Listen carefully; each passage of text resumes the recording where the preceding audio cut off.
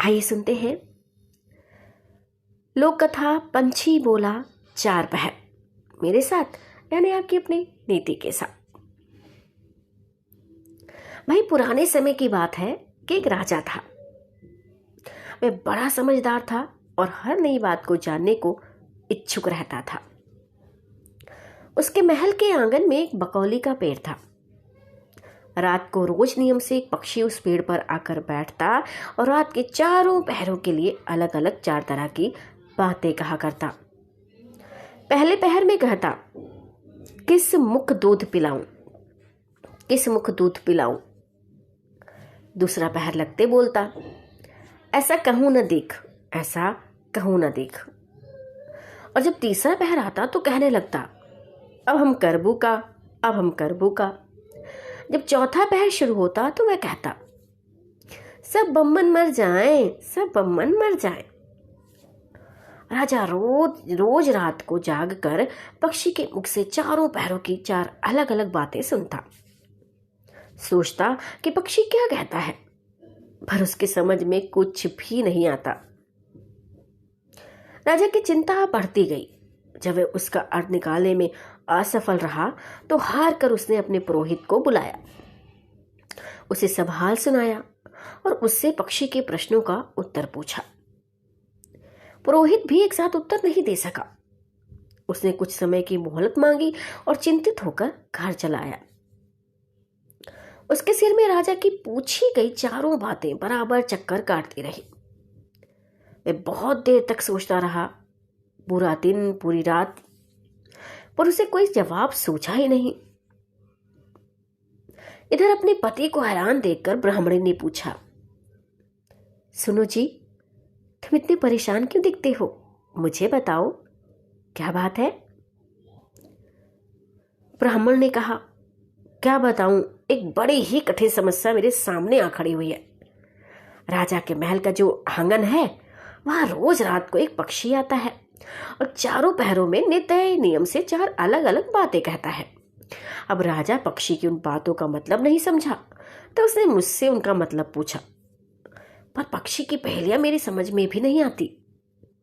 राजा को जाकर क्या जवाब दूं, बस इसी उधेड़-बुन में बैठा हूं।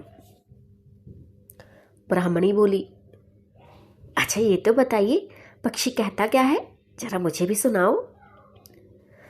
ब्राह्मण ने चारों पहरों की चारों बातें कह सुनाई। सुनकर ब्राह्मणी बोली, वाह, ये कौन कठिन बात है, इसका उत्तर तो मैं दे सकती हूँ।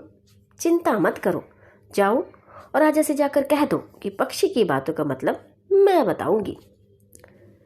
ब्राह्मण राजा के महल में गया और बोला, महाराज, आप जो पक्षी के प्रश्नों का उत्तर जानना चाहते हैं उसको मेरी स्त्री बता सकती है। पुरोहित की बात सुनकर राजा ने उसकी स्त्री को बुलाने के लिए पालकी भेजी। ब्राह्मणी आ गई।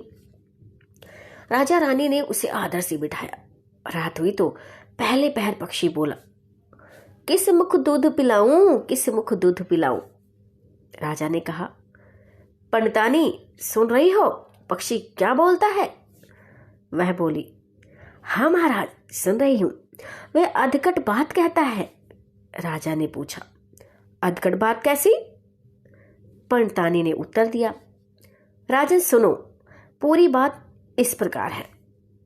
लंका में रावण भयो 20 भुजा 10 शीश, माता ओ की जा कहे, किस मुख दूध पिलाऊं, किस मुख दूध पिलाऊं। इसका मतलब है लंका में रावण ने जन्म लिया है, उसके 20 भुजाएं और 10 शीश है। उसकी माता कहती है कि उसे उसके कौन से मुख से दूध पिलाऊं। राजा बोला, बहुत ठीक, बहुत ठीक, तुमने सही अर्थ लगा लिया। दूसरा पहर हुआ तो पक्षी कहने लगा, ऐसे कहूं न देख, ऐसो कहूं न देख। राजा बोला, पंडितानी इसका अर्थ क्या है। पंडितानी ने समझाया, महाराज सुनो, पक्षी बोलता है, घर जंब नवदीप, बिना चिंता को आदमी, ऐसो कहूं न देख, ऐसो कहूं न देख। मतलब है, चारों दिशा सारी पृथ्वी नवखंड सभी छान डालो, पर बिना चिंता का आदमी नहीं मिलेगा। मनुष्य को कोई ना कोई चिंता हर समय लगी रहती है। कहिए महाराज, सच है या नहीं। राजा बोला, हाँ तुम ठीक कहती हो। तीसरा पहर लगा तो पक्षी ने रोज की तरह अपनी बात फिर से दोहराई। अब हम करबू का। ब्राह्मणी राजा से बोली, महाराज इसका मर्म भी मैं आपको बतला देती हूँ, सुनिए। 5 वर्ष की कन्या 60 दई ब्याह, बैठी करम बिसूरती, अब हम करबू का। यानी 5 वर्ष की कन्या को 60 वर्ष के बूढ़े के गले बांध दो तो बेचारी अपना कर्म पीट कर यही कहेगी ना कि अब हम करबू का। सही है महाराज कि नहीं? राजा बोला, भंडतानी तुम्हारी ये बात भी सही लगी। चौथा पहर हुआ तो पक्षी ने चोंच खोली, सब बम्मन मर जाए। तभी राजा ने ब्राह्मणी से कहा, सुनो पंडतानी, पक्षी जो कुछ कह रहा है क्या वह उचित है? ब्राह्मणी मुस्कुराई और कहने लगी, महाराज मैंने पहले ही कहा है कि पक्षी अतकट बात कहता है।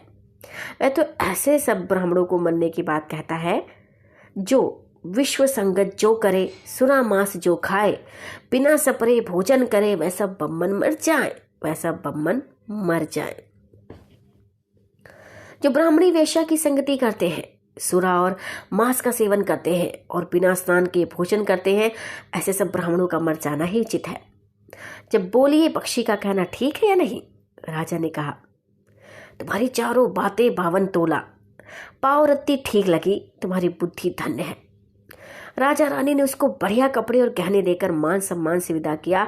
अब पुरोहित का आदर सत्कार भी राज दरबार में पहले से अधिक बढ़ गया। समाप्त।